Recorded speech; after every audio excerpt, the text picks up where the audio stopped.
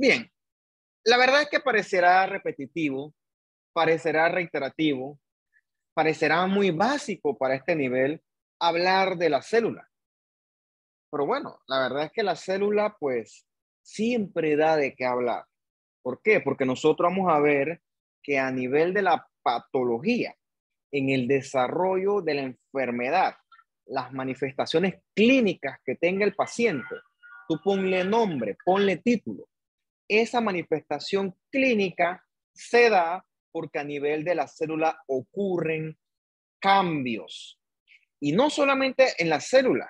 En los últimos años no hemos ido, no en los últimos años, hace rato ya no hemos ido a la tendencia de la parte molecular.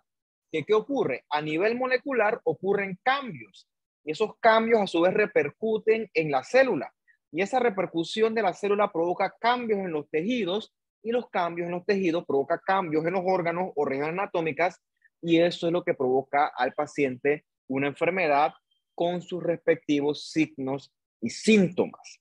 Entonces, para entender, porque nosotros vamos a hablar aquí a un nivel microscópico de cosas chiquititas, para entender cómo ocurre eso, lamentablemente, si a usted no le gusta la biología celular, pues mala suerte. Le toca, aunque sea entender los conceptos básicos de la célula. Bien, esto que está aquí a la derecha es el arma de nosotros los patólogos para poder trabajar.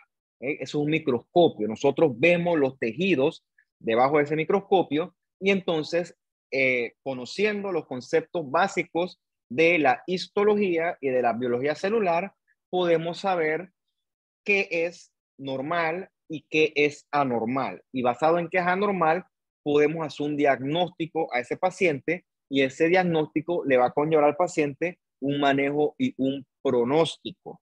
Claro, para saber eso hay que estudiar bastante y hay que conocer bastante, por eso que nosotros tenemos que hacer una residencia de 3 años en la que constantemente hay que seguir estudiando. También nos llegan cosas de maxilofacial, que yo recuerdo anteriormente la que he visto fue un carcinoma escamoso de la base de la lengua. Me tocó, creo que la semana, hace como 15 días más o menos. Eso ocurre en la cavidad oral con relativa frecuencia desde el punto de vista estadístico. Entonces, desde el punto de vista etimológico, la patología es esencialmente el estudio del sufrimiento, o dicho de una forma más elegante, es el estudio de la enfermedad.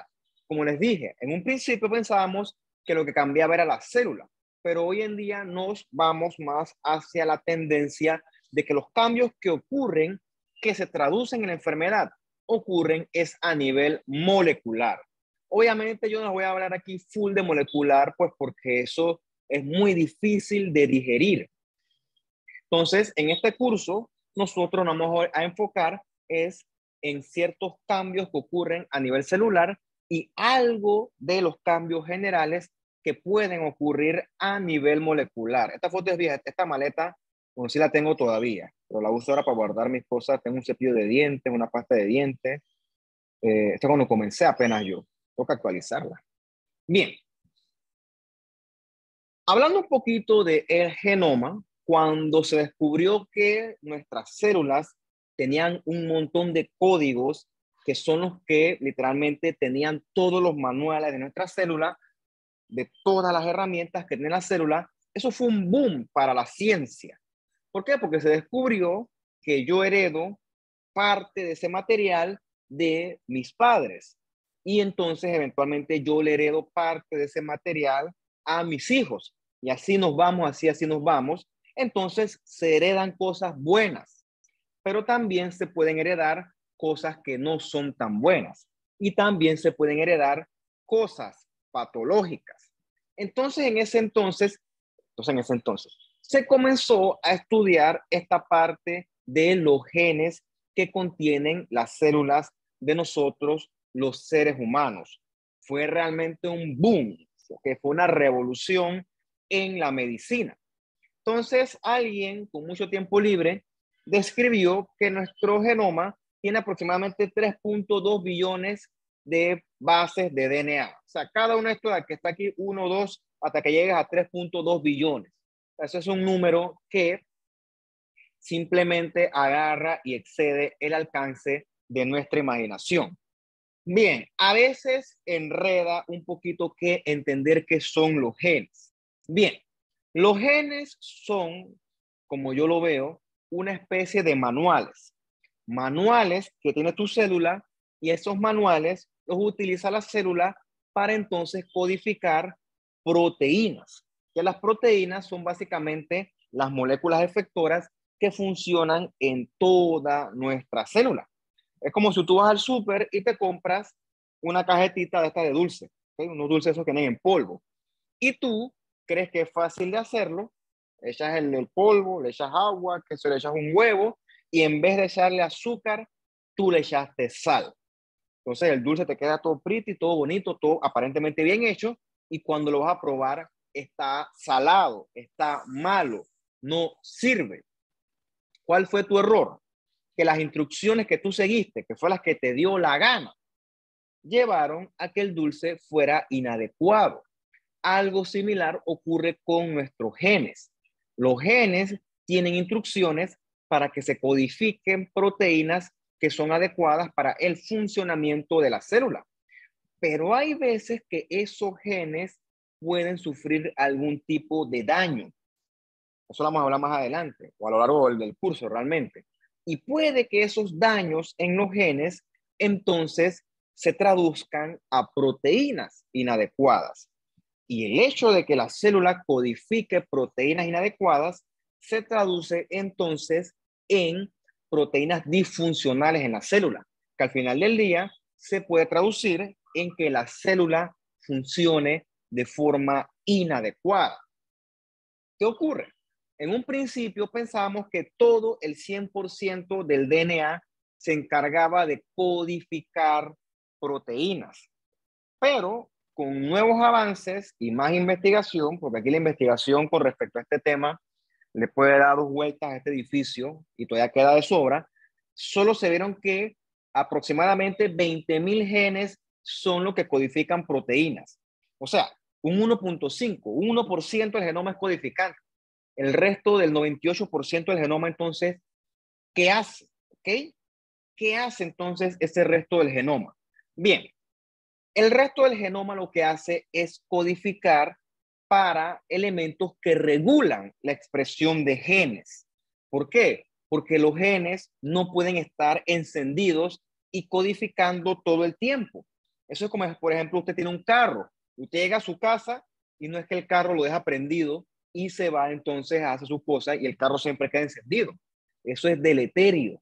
¿Me explico? Usted cuando el carro no lo está usando, usted su carro debe apagarlo. O lo mismo con estufa. Usted va a cocinar algo, prende la estufa, termina de cocinar y apaga la estufa. No puede dejar la estufa encendida porque eso es peligroso. Además está decirte por qué. Bueno, algo quizás parecido ocurre en el cuerpo. Los genes que codifican solo codifican o solo deben codificar de una forma bien regulada. O sea, cuando yo necesito la proteína en cuestión. Cuando eso no ocurre, perdón, los genes deben estar, entre comillas, silenciados. ¿Okay? Hay que regular los genes, hay que organizarlos para que ellos no todo el tiempo estén en modo encendido, porque eso es potencialmente peligroso. ¿Okay? Eso es potencialmente anormal. Entonces, este tema de la codificación por parte de los genes tiene que ser bien regulado. ¿Okay? Cada cosa que no es regulada, entonces se sale de control y se puede potencialmente convertir en algo patológico. Entonces, esa regulación de el genoma, vemos que inicialmente es esta clásica doble hebra de DNA, y esa doble hebra de DNA, esas 3.2 billones de bases, se van enrollando, empaquetando, hasta que estructuralmente forman lo que usted conoce como un cromosoma. Un cromosoma es un montón de DNA densamente empacado. Entonces, ¿cómo se empacó? ¿Por qué uno iba encima del otro? Uno a la derecha, uno a la izquierda, uno arriba, uno abajo. ¿Quién decide ese empaquetamiento en esa disposición del DNA? Bueno, eso lo decide la parte del genoma que se encarga de la regulación en la expresión de genes. Bien.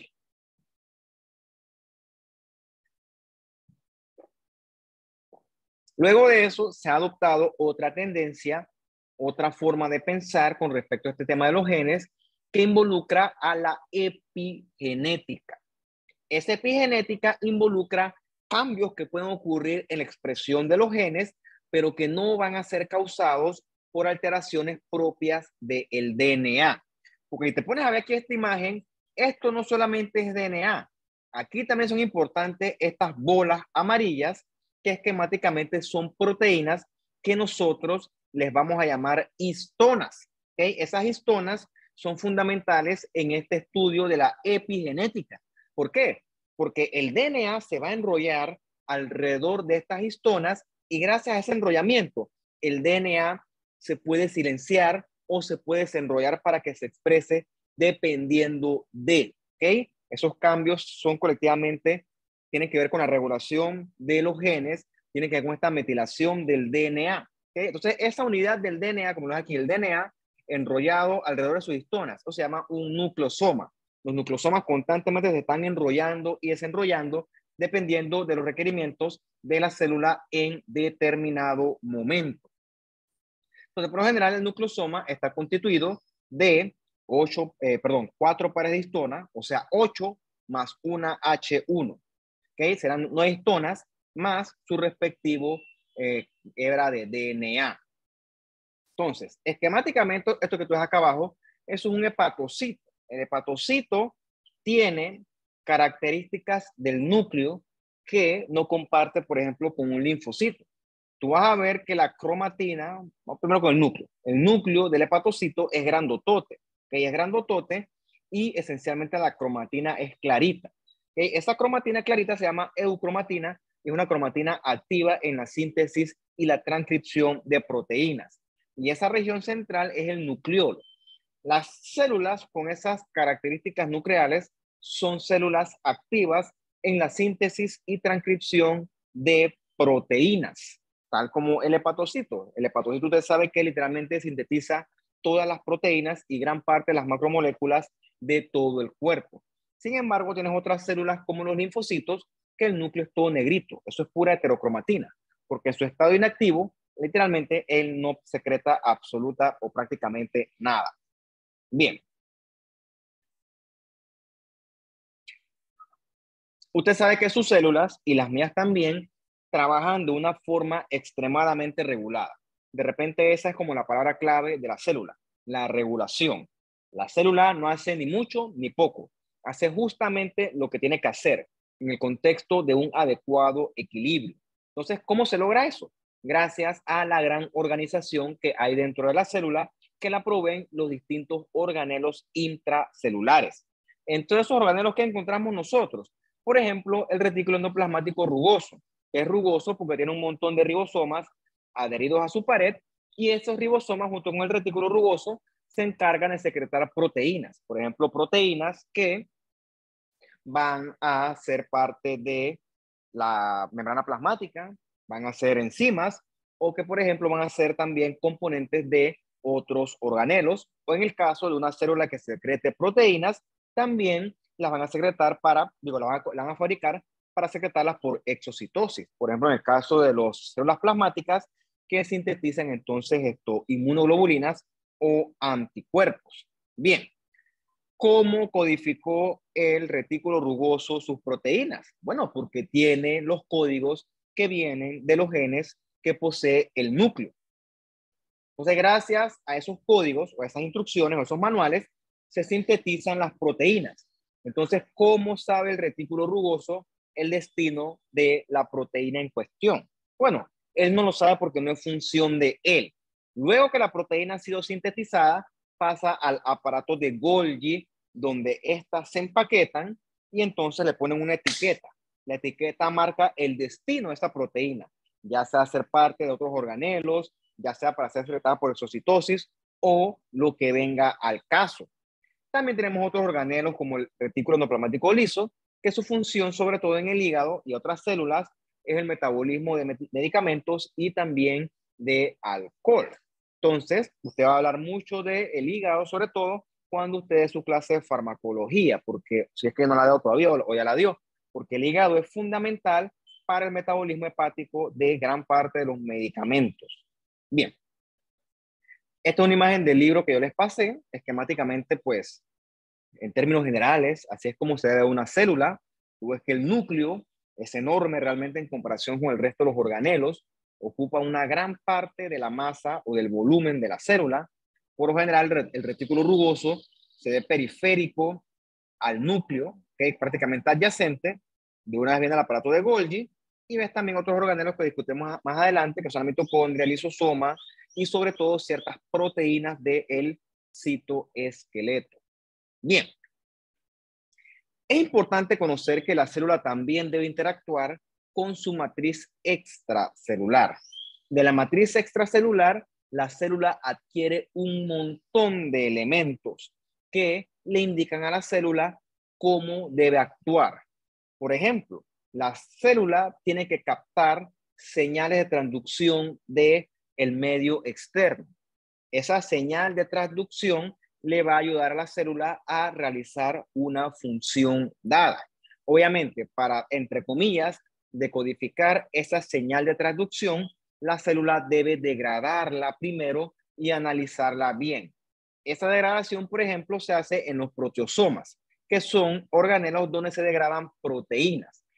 En su momento veremos la clase del sistema inmune. Hay ciertas células que detectan cosas que no son bienvenidas, por ejemplo, una bacteria. Entonces, estas células analizan parte de la bacteria, decodifican elementos de su pared celular y entonces detectan que estos elementos son potencialmente perjudiciales. Estos elementos, que pueden ser proteínas, por ejemplo, de la pared celular de la bacteria, es lo que nosotros consideramos como antígenos. ¿Okay? Un antígeno es cualquier sustancia potencialmente perjudicial para el cuerpo que nuestro sistema inmune detecta, y entonces cuando detecta esa sustancia potencialmente perjudicial, se activa el sistema de alarma y entonces viene la inflamación, que nosotros le vamos a dedicar en ese momento bastante espacio. Lo otro que es importante es entender que la célula no está divorciada de su medio. La célula tiene que estar en constante comunicación con su matriz extracelular y con sus vecinas células. Eso lo logra gracias a las señales de transducción. Pero ¿qué ocurre? Una vez que el mensaje ha sido enviado y ha sido recibido por la célula receptora, el mensaje tiene que ser silenciado o eliminado para que la célula no haga más la función una vez realizada. Entonces, esas señales que ya han sido cumplidas, entre comillas, se van a degradar en el proteosoma. Es como si, por ejemplo, yo ahorita te llamo a ti, hablamos, no sé qué, te doy una indicación y tú no cierras el teléfono, te queda abierto. O sea, realmente eso no tiene ningún tipo de función, eso es perjudicial, etcétera. Por lo tanto, tú deberías cerrar el teléfono, porque ya realmente ya el mensaje se acabó. También la célula interactúa con otros elementos de su medio. Por ejemplo, los neutrófilos son expertos en comer bacterias. Entonces, ellos captan la bacteria, la analizan, se dan cuenta que es algo potencialmente perjudicial, la incorporan a su citoplasma y allí dentro la van a degradar. O sea, usted sabe que este proceso se llama fagocitosis. Esto que está acá abajo son los clásicos neutrófilos. El neutrófilo mide aproximadamente de 12 a 15 micras. Si no te quieres aprender eso de memoria, una forma fácil de extrapolarlo es porque el neutrófilo va a medir aproximadamente el doble de un eritrocito. ¿Qué ocurre? Con el neutrófilo el tamaño puede ser variable, mientras que con el eritrocito el tamaño es aproximadamente, pues, es bien constante. Tamaño que, por ejemplo, va entre aproximadamente 7.2 y 7.3, 7.35 micras. Eso más o menos lo que mide un glóbulo rojo.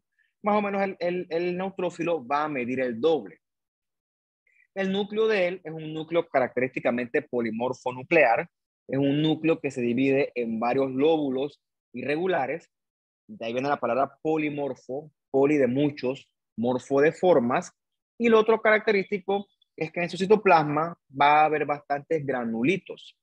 Granulitos esos azurófilos y también los específicos que sirven para degradar bacterias una vez han sido incorporadas por medio de la fagocitosis. Bien.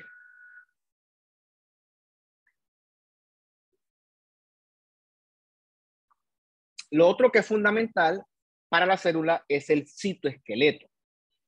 Como dice la palabra, el citoesqueleto son un montón de proteínas que ayudan a que la célula mantenga su forma y su estructura.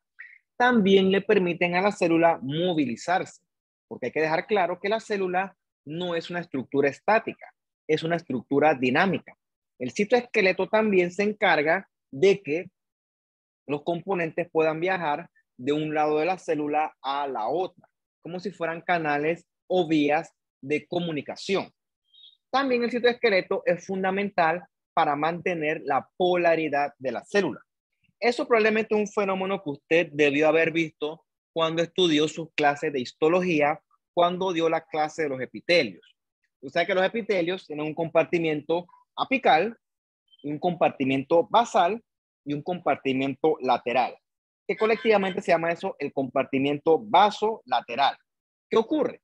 Hacia el compartimiento apical hay ciertas cosas, como cilios, como microbiosidades, mientras que al compartimiento vasolateral hay otras cosas, como la membrana basal, por ejemplo. Entonces, cada uno de esos compartimientos tiene sus respectivas proteínas que hacen que cada una de esas estructuras pueda realizar su respectiva función. ¿Por qué hago tanto énfasis en eso? Porque cuando hay patologías, sobre todo las malignas, esa polaridad se pierde. Y desde el punto de vista morfológico, eso se puede ver. Entonces, la pérdida de la polaridad es una característica anormal de una célula, sobre todo una célula epitelial. Eso lo veremos con más detalle a lo largo de las próximas clases. Y otro elemento que es importante en la célula es la mitocondria, tradicionalmente conocida como el the powerhouse of the cell, ¿okay? Es la que produce el ATP de la célula. Sabemos nosotros que peso por peso, el mecanismo más eficiente para la producción de energía en la célula es la fosforilación oxidativa. Es mucho más eficiente que la glucólisis anaeróbica. Pero bueno, yo voy a asumir que usted conoce bien esos conceptos de su curso de bioquímica. En este curso veremos otra función de la mitocondria si es que usted no la conocía hasta el momento. La mitocondria es el sitio donde entonces se va a desencadenar el estímulo de la apoptosis, que de forma general la apoptosis será la muerte celular programada, que es fundamental también para la renovación y el crecimiento de los tejidos. O sea, la apoptosis no siempre es patológica. De hecho, en la mayor cantidad de los escenarios, la apoptosis será fisiológica. Bien. Este es un tema que yo sé que usted se sabe hasta el cansancio, ¿no? La membrana plasmática de nuestras células, que son células eucariotas. Esta membrana plasmática tiene esta composición bioquímica para permitir que ciertas cosas entren a la célula y ciertas cosas salgan de la célula de una forma, repito, bien regulada. ¿Cómo logran eso? Porque en la membrana plasmática va a haber esta clásica bicapa lipídica con estas cabecitas moraditas que son los fosfolípidos que se encuentran hacia afuera y hacia adentro, o sea, hacia el lado extracelular y hacia el lado intracelular. Y hacia el centro de la bicapa vamos a encontrar estas colitas que son hidrofóbicas, que son entonces las colitas de ácidos grasos. Entonces, esta composición de elementos que son hidrofílicos y otros que son hidrofóbicos van entonces a permitir que el paso de las moléculas sea bien regulado con respecto a la célula y sus respectivos compartimientos. ¿Qué otras cosas nosotros encontramos en la membrana plasmática? Bueno, muchas proteínas, aproximadamente el 50% del peso de la membrana va a ser proteínas. Tenemos estas proteínas que atraviesan toda la membrana, que también son conocidas como proteínas integrales o integrinas. Y también vamos a tener otras proteínas que están hacia el lado citosólico, perdón, hacia el lado extracelular y otras hacia el lado citosólico. Entonces, estas que están hacia afuera, hacia el lado extracelular, por lo general funcionan como receptores para captar los ligandos, que por lo general tienen muchas funciones, pero van a servir como señales de transducción. Bien, Como le tenemos estas proteínas plasmáticas que atraviesan toda la membrana, que por lo general van a funcionar como lugares de paso. A través de las proteínas transmembranas van a pasar en moléculas, iones, entre otras elementos que la célula en determinado momento va a requerir. Pero bueno, hasta el cansancio, ¿no? Eso va a ocurrir en el contexto de una alta regulación. Otro elemento importante de la célula va a ser el glicocálix. Es una película bien finita que literalmente rodea a toda la célula. Ese glicocálix está constituido sobre todo de carbohidratos y las proteínas extracelulares de la membrana plasmática. Bien, ¿cómo se da el paso de sustancias a través de la membrana plasmática? Bueno, yo se lo voy a resumir porque en verdad esto hay mucho que hablar. La verdad es que yo asumo que esto usted lo dio con más calma en su respectivo curso de biología celular. Pero bueno, para moleculitas chiquitas sin carga, o sea, no polares, estas pueden pasar libremente a través de la membrana plasmática. ¿Cuáles son esas moleculitas? Por ejemplo, el oxígeno y el dióxido de carbono pueden difundir libremente sin tener que usar energía ni otro tipo de mecanismo de transporte. También tenemos otras moléculas pequeñitas como el agua. Pero ¿qué ocurre? Con el agua el fenómeno es diferente porque el agua puede pasar libremente, pero siguiendo los respectivos gradientes de concentración. Usted verá eso en su curso de fisiología. ¿Ok? Ahí le van a hablar del líquido intracelular, del líquido extracelular y cómo ese líquido se pasa de un compartimiento a otro dependiendo de las respectivas concentraciones que existen en los respectivos, repito, compartimientos. Nosotros tenemos en nuestro cuerpo muchos iones. Los principales pueden ser sodio, potasio y calcio. Peso por peso son moléculas chiquititas, pero ¿qué ocurre? Esos iones van a tener carga. Por ejemplo, van a ser cationes o van a ser aniones, dependiendo de, y al tener carga, no van a poder cruzar libremente a través de la membrana plasmática. Para que esos iones puedan pasar a través de la membrana plasmática, van a requerir proteínas de canales especiales llamadas canales iónicos. Esos canales iónicos van a ser específicos para cada tipo de ion. Por ejemplo, el canal de sodio solamente es para el sodio y el canal de potasio solamente es para el potasio y así nos vamos. Bien, hasta este momento hemos visto el paso de cosas chiquititas a través de la membrana plasmática. Perdón. Pero ¿cómo ocurre con cosas que son más grandes? Como por ejemplo la glucosa. La glucosa no puede pasar libremente a través de la membrana plasmática. Por lo tanto, perdón, va a requerir de estas proteínas más grandes de canal, de transporte. Están proteínas carrier, que cuando la glucosa entra, tiene que sufrir ciertos cambios conformacionales para que la glucosa pueda entrar hacia dentro de la célula. ¿Por qué? Porque es una molécula peso por peso más grande y por lo tanto el transporte es un poco más lento que si lo compararas, por ejemplo, con un canal de sodio que el transporte es súper rápido.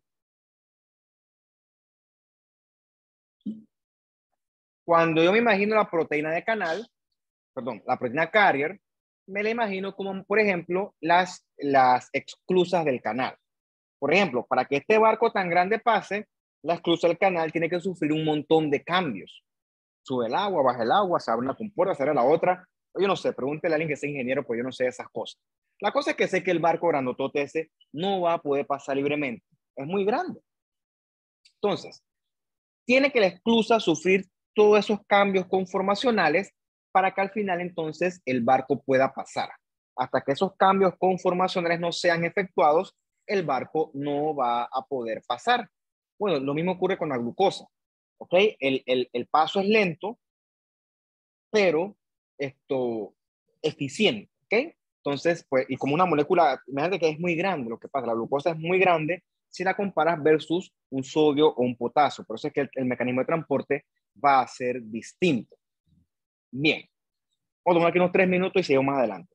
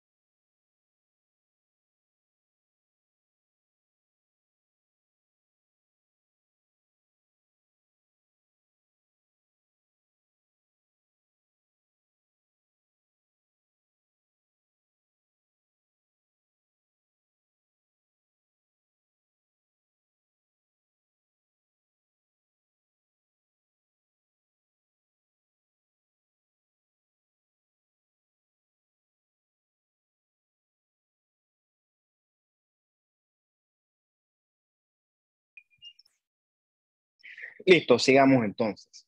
Bueno, por lo general, el paso de moléculas hacia adentro o hacia afuera de la célula va a ser siguiendo su respectivo gradiente de concentración.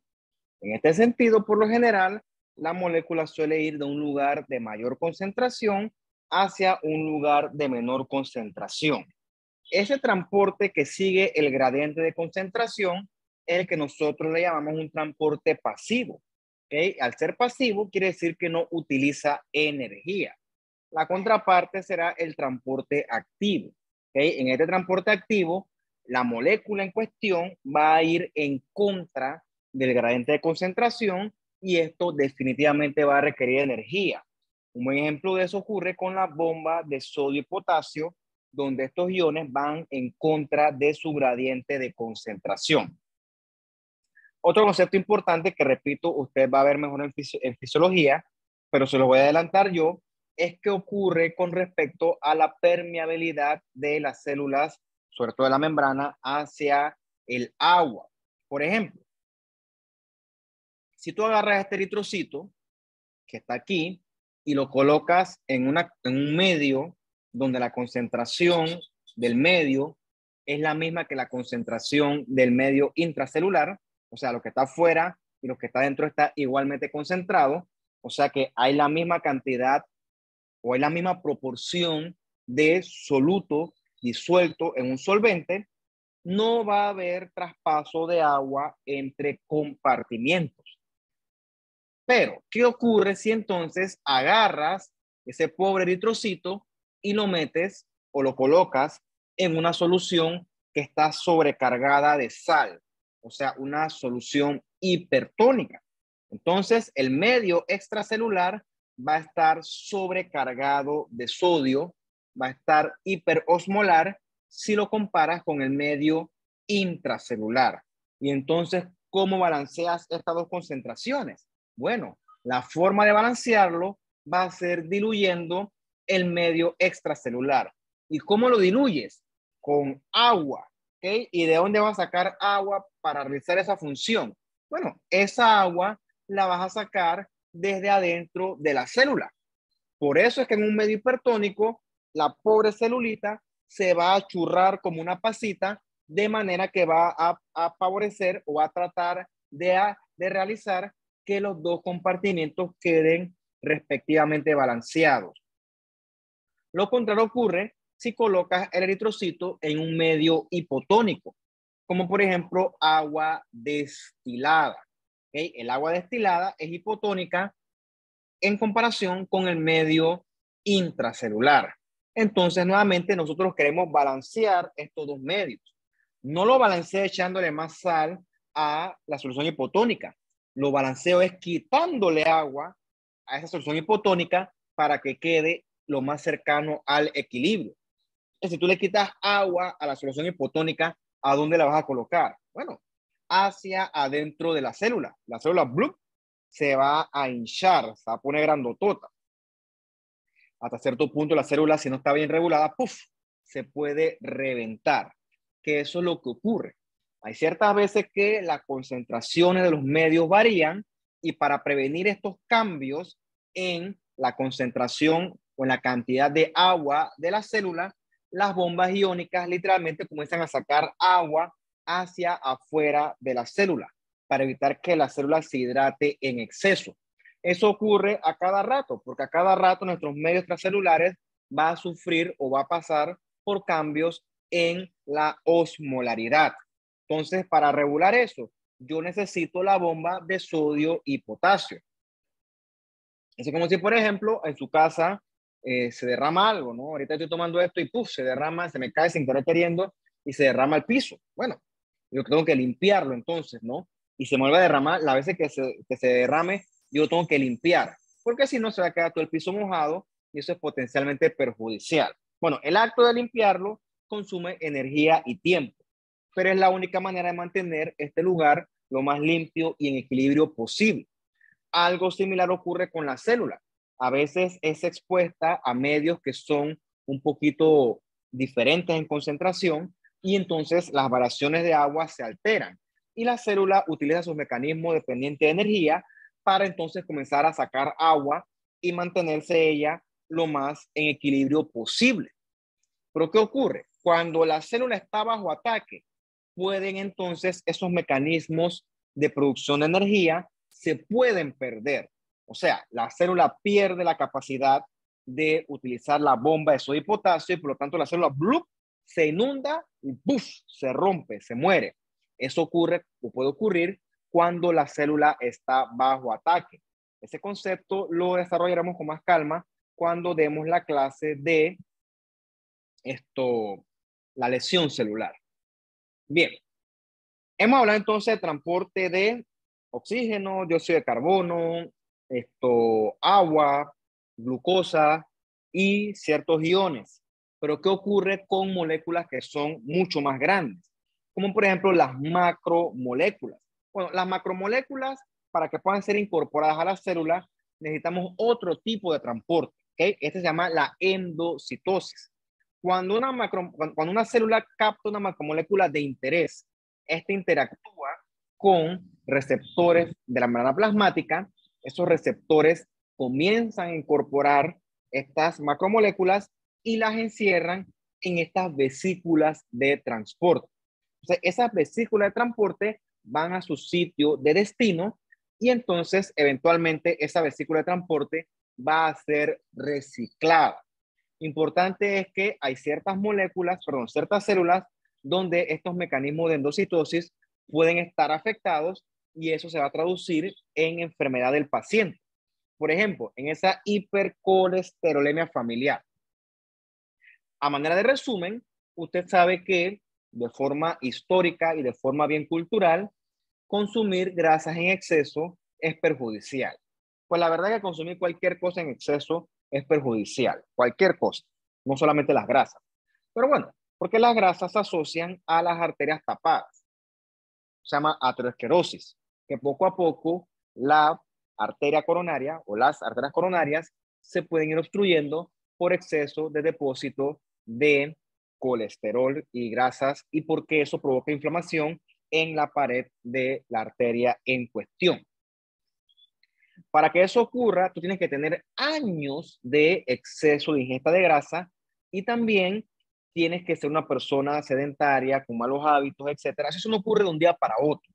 Tu cuerpo tiene mecanismos para evitar que se depositen ese exceso de sustancias anormales en la pared de tus arterias. Pero para eso tú tienes que ayudar a tu cuerpo. Entonces, es en las personas que tienen hábitos muy extremos, hábitos muy deleterios, que ocurren este tipo de enfermedades asociadas a aterosclerosis y formación de placa de ateroma. Bien, hay personas que el problema de ellos no es el consumo excesivo de grasas y colesterol. El problema de ellos es que tienen problemas para eliminar ese exceso de colesterol y por lo tanto el exceso de colesterol se va a acumular en distintas partes del cuerpo.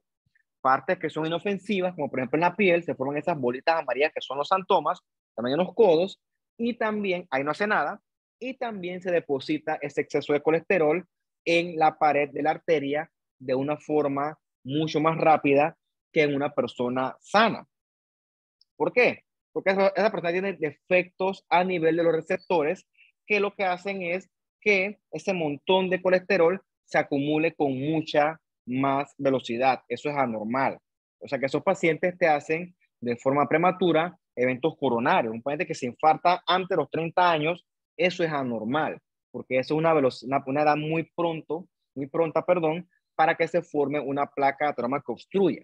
Cuando eso ocurre, algo más está ocurriendo y por lo general se asocia a este hipercolesterolemia familiar que se asocia a su vez con problemas con el manejo del colesterol. O sea, ese paciente deposita demasiado colesterol. Y todo ocurre por un tema de defectos en receptores de LDL, que es conocido como el colesterol malo. Eso después lo veremos con un poquito más de detalle. Lo contrario también ocurre para exportar macromoléculas. Por ejemplo, los fibroblastos que secretan colágeno, entre otras moléculas grandes, o el ejemplo que les puse anteriormente de la plasmática que secreta inmunoglobulinas. Estas son proteínas grandototas que tienen que ser secretadas a través de métodos de vesícula de transporte. ¿Por qué? Porque estas moléculas, esas macromoléculas, son muy grandes para caber libremente a través de la membrana plasmática. Por lo tanto, se utilizan métodos de vesícula de transporte para poder que estas sean secretadas al medio extracelular. Bien. Hablamos al principio de la clase un poco del citoesqueleto. Vamos a retomarlo aquí porque vemos que en el citoesqueleto hay esencialmente tres elementos. Están los filamentos de actina o los microfilamentos, están los microtúbulos que son esenciales al momento de la división celular y están lo que vamos a hablar ahorita que son los filamentos intermedios.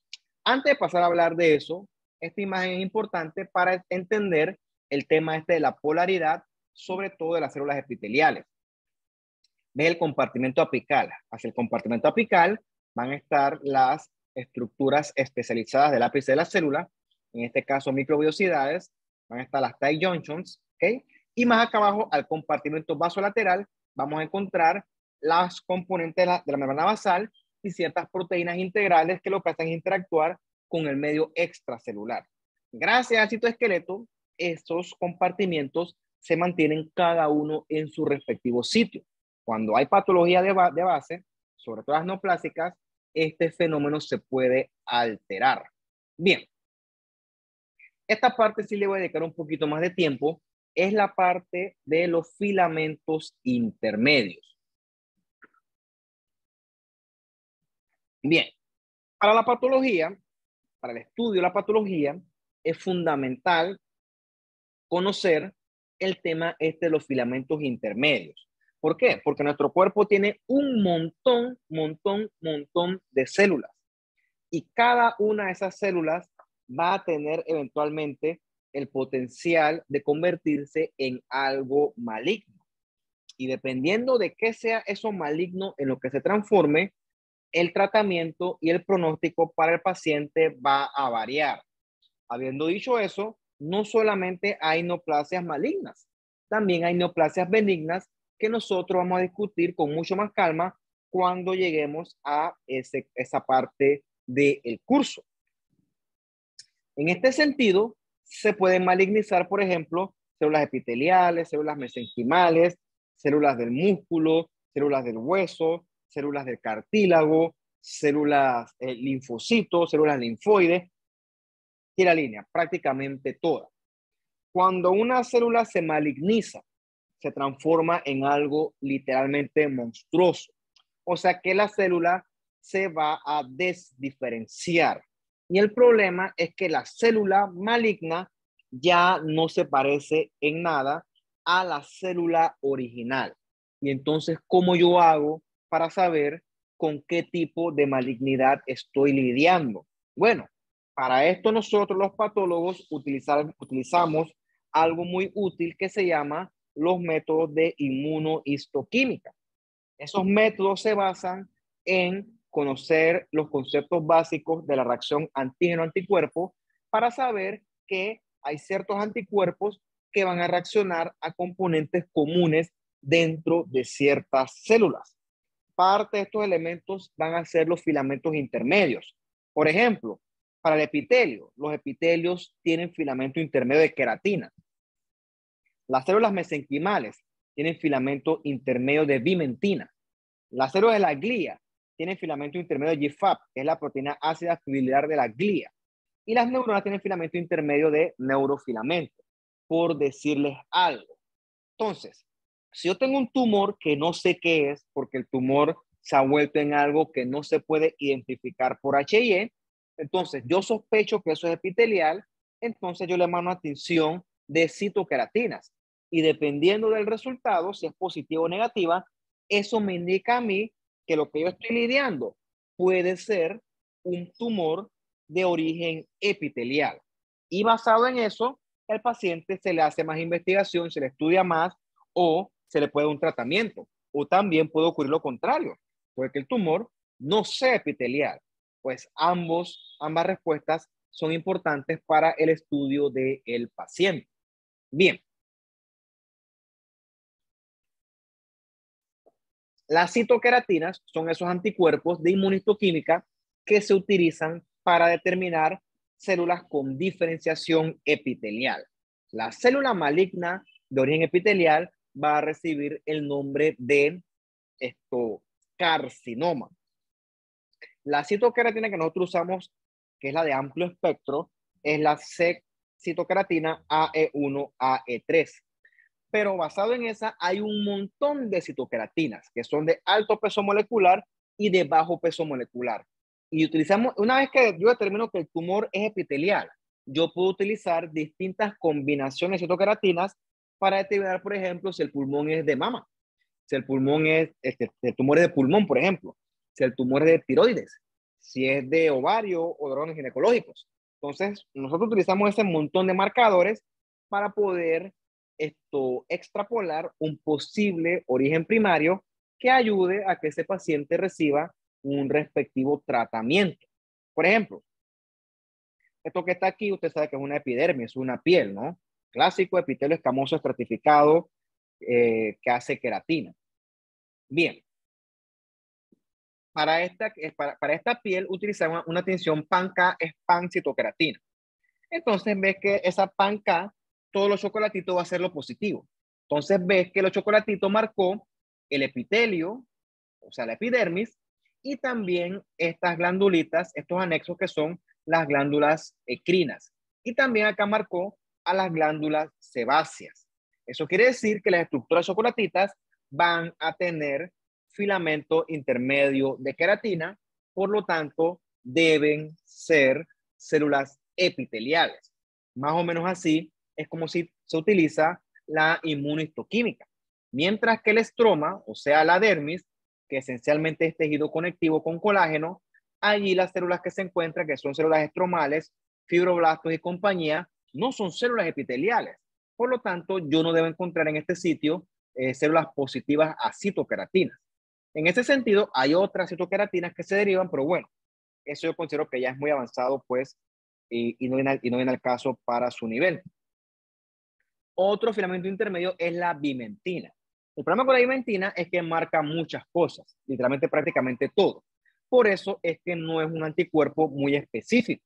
Entonces, él se utiliza para demostrar células con diferenciación mesenquimal, o sea, todo lo que sea de origen fibroblástico, todo lo que sea hueso, cartílago, grasa, todo lo que es en el mesodermo, literalmente debe ser positivo para vimentina. Dentro de la vimentina existe también esta familia desmina. La desmina va a ser un filamento intermedio que nosotros vamos a encontrar en las células del músculo, tanto el cardíaco como el músculo liso, como el músculo esquelético. Entonces, si yo tengo una sospecha de un tumor con diferenciación muscular, entonces yo le mando una desmina y si es positivo, me indica a mí que ese tumor es un tumor pues de origen de músculo. Bien, por ejemplo, esto que está acá, vamos a ver primero esta que está aquí. Esto que está aquí es la mucosa del apéndice, el epitelio. Asumo que tú sabes que es un epitelio cilíndrico simple con células caliciformes y microvellosidades, clásico epitelio colónico. Debajo de la mucosa viene esta capa muscularis de la mucosa. ¿Ves que es chocolatita? Porque eso es músculo liso y por lo tanto va a ser desmina positivo. Más profundo, aquí está la muscularis de la mucosa, más profundo viene la submucosa y más profundo en la capa muscular propia, que son esos vientres bien prominentes de músculo liso que también son desmina positivos.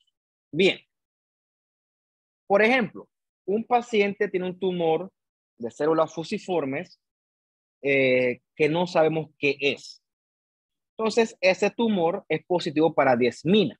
Entonces, es posible que dentro del diferencial para el tumor, esto pueda ser un tumor tipo leiomioma. ¿Qué es un leiomioma? Es un tumor de músculo liso que es benigno.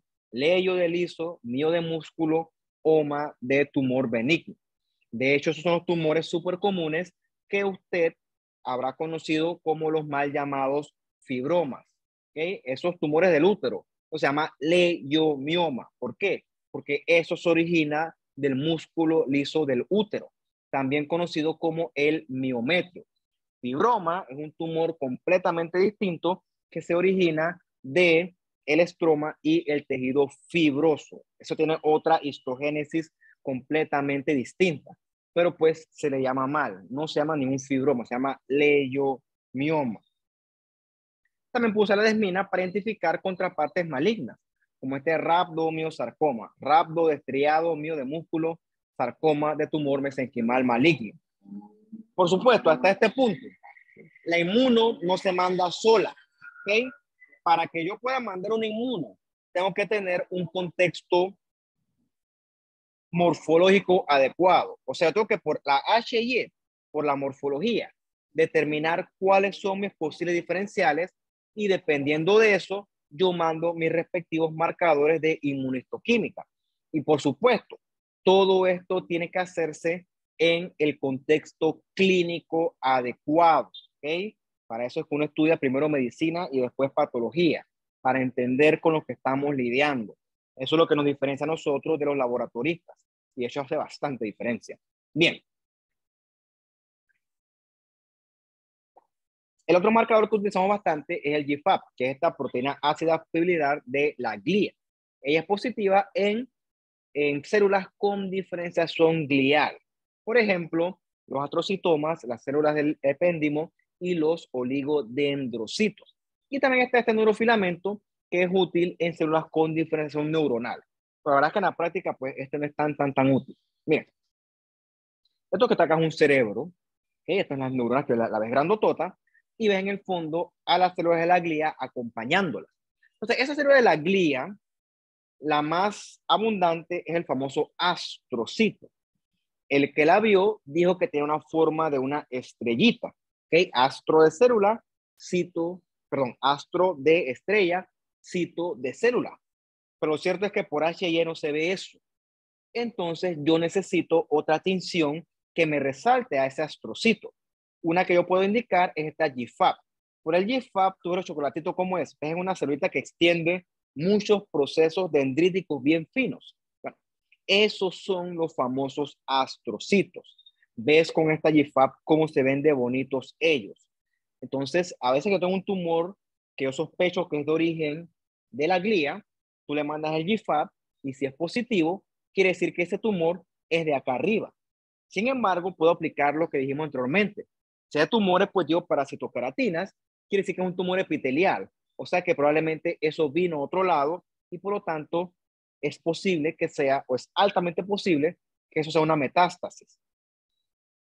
Y ya las láminas nucleares, esos son otros filamentos intermedios que se encuentran en la lámina nuclear. Pues esta la verdad es que se usa más que todo para esas laminopatías que por suerte pues son raras. Bien, vamos a la clase hasta aquí, hasta el día de hoy. Yo creo que es suficiente. La verdad es que pudiera poder hacer más, pero ¿para qué más? A ver, ¿tienen preguntas, dudas o comentarios ustedes?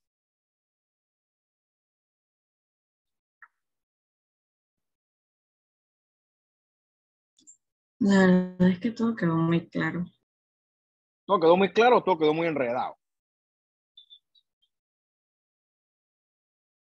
Yo sé que esto es enredado, esto no es fácil. Y esto la verdad es que tú lo entiendes al cabo de leerlo una cantidad, pues, X de veces. ¿Okay? Por esto tiene que sentarse a estudiar. Por eso yo no dejo tareas. Las tareas consumen mucho tiempo. Yo prefiero que usted agarre la clase y estudie y repase lo que yo le he dicho. Y cuando usted repase y estudia, es que entonces le surgen las dudas. Lo cierto es que de buenas a primeras, entender esto, Ramplan, yo sé que fácil no es.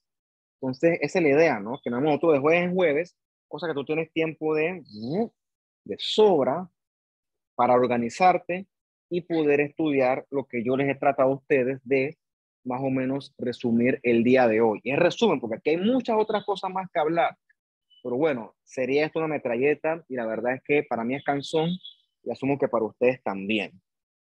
Por eso es que igual el canal de comunicación siempre está abierto. Si usted tiene preguntas, dudas, curiosidades, quizás no le conteste en el momento, pero cuando tenga chance les contestaré. La gracia es que usted no es que pase con 100, la gracia es que aprenda y lo que aprenda le pueda a usted servir el día de mañana para su carrera. Pero bueno, ¿tiene preguntas con respecto a lo del principio, lo de la planificación del curso, etcétera?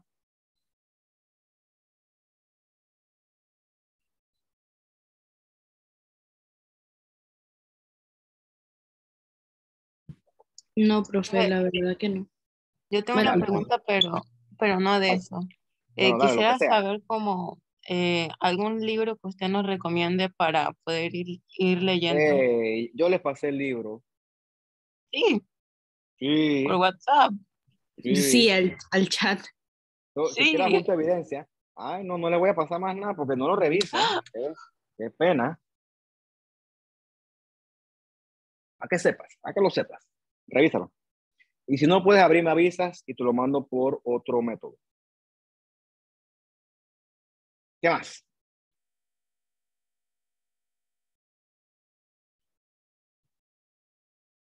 Bueno, le voy a dar una tarea para ustedes. Necesito que se pongan de acuerdo y decidan un día de la semana para hacer los quizzes. ¿Ok? Después me contestan. Los quizzes los vamos a hacer como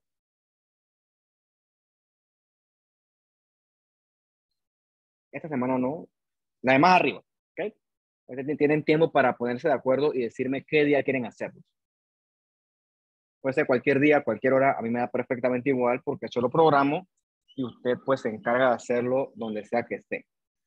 Bueno, jóvenes, si no hay más preguntas, dudas, comentarios, los dejo para acá en sus actividades y nos veremos nosotros, si todo sale bien, el otro jueves. Sí. Chao, cuídense y que estén bien. Iríamos por Zoom, ¿verdad? Sí, sí, sí, sí. A menos que Listo. haya un cambio, pero bueno, yo les aviso con tiempo. Chao. Chao, profe.